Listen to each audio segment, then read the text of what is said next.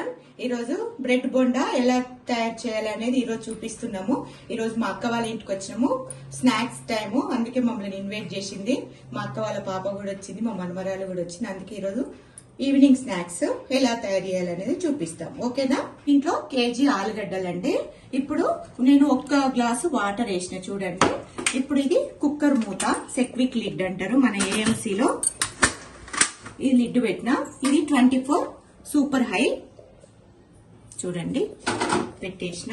ఇప్పుడు స్టవ్ వెలిగించుకున్నాము. వెలిగించుకొని ఇది చాలా సాఫ్ట్ గా ఉండాలి, మెత్తగా ఉండాలి కాబట్టి టర్బో పెడదాం. ఓకేనా? ఇది వచ్చినాక ఎలా వచ్చిందో చూపిస్తాం.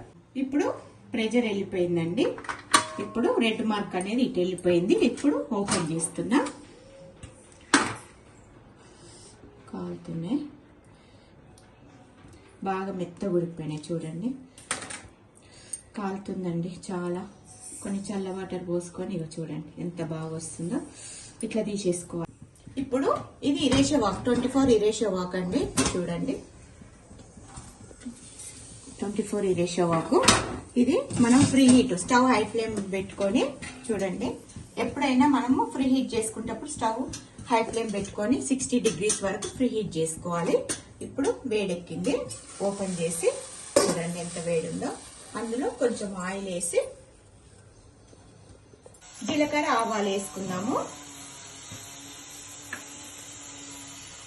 జీలకర్ర ఆవాలు వేసుకున్న తర్వాత ఉల్లిపాయలు కూడా వేసుకుందాము. జీలకర్ర ఇప్పుడు 98 వరకు వచ్చింది చూడండి. మూత ఓపెన్ చేసుకుందాము. మంచిగా మగ్గినాయి. కొంచెం అల్లం వెల్లిగడ్డ పేస్ట్, తర్వాత కొంచెం పసుపు, మనకు కర్రీకి సరిపోయేంతండి. ఇప్పుడు ఒక్కసారి కలుపుకొని మనం ఆలుగడ్డ స్మాష్ చేసి పెట్టుకున్నామండి. చూడండి మెత్తగా ఉడికిపోయింది. ఇప్పుడు దీంట్లో వేసేద్దాము. ఎందుకంటే బ్రెడ్ బోండా కదా, మొత్తం మంచిగా స్మూత్ గా రావాలి కదా అని మనము సాఫ్ట్ పెట్టిన. కారం వేసుకుందాము మనకు టేస్ట్ కు సరిపోయేంత. ఎందుకంటే కేజీ పైనే ఉన్నాయి కాబట్టి ఆలుగడ్డలు, మనకు టేస్ట్ తగినంత వేసుకోండి. ఇప్పుడు కొంచెం మనం ఫస్ట్ కొంచెం సాల్ట్ వేసుకున్నాం కదా, ఇప్పుడు చూసి వేసుకోండి మీరు తగినంత. మేమైతే వేసేసినాము. ధనియాల పొడి కూడా వేసేస్తున్నా. ఎందుకంటే అన్ని ఒకటేసారి వేసి కూడా కలపొచ్చు మన ఏఎంసీలో. ఓకేనా? కలిపినామండి. మొత్తము కలిపిన తర్వాత ఒక్కసారి మనం మూత పెట్టుకుందాము. మూత పెట్టుకొని 98 వచ్చిందంటే బంద్ చేసుకుందాము. సిమ్లోనే పెట్టుకోండి, ఎందుకంటే మన వాటర్ క్వాంటిటీ లేనప్పుడు సిమ్లోనే పెట్టుకోండి. 98 వచ్చినాక బంద్ చేద్దాము. ఇప్పుడు 98 వచ్చేసింది. కూర అయిపోయిందండి చూడండి. ఈ కూర ఇప్పుడు బ్రెడ్ బోండాకి ఆలూ ఫ్రై రెడీ అయిపోయింది. ఈ కూర అంతా ఇందులో పెట్టేసుకుందాము, ఎందుకంటే చల్లగా కావాలి కదా. ఇది స్టిక్ అయింది కదా. ఇప్పుడు నేను ఇందులోనే మనం బ్రెడ్ బోండా చేద్దాము. ఈ రేషో వాక్ అంటారు 24. మా అక్క వాళ్ళు తీసుకొని 6 years అవుతుందండి.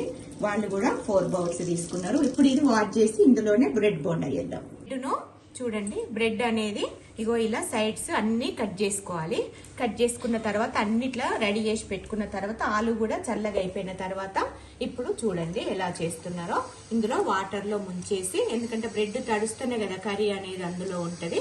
చూడండి బ్రెడ్ ఇట్లా తడుపుకొని ఇట్లా చేసి కర్రీ పెట్టేస్తున్నారు. చూడండి అలా లడ్డులాగా చేసుకొని మొత్తం అలా పెట్టి ప్రెస్ చేయడమే. అప్పుడు ఇది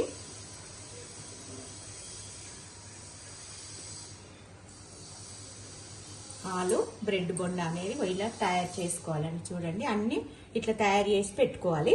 ఇలా తయారు చేసి పెట్టుకోవాలి. చూడండి ఆయిల్ కాగింది.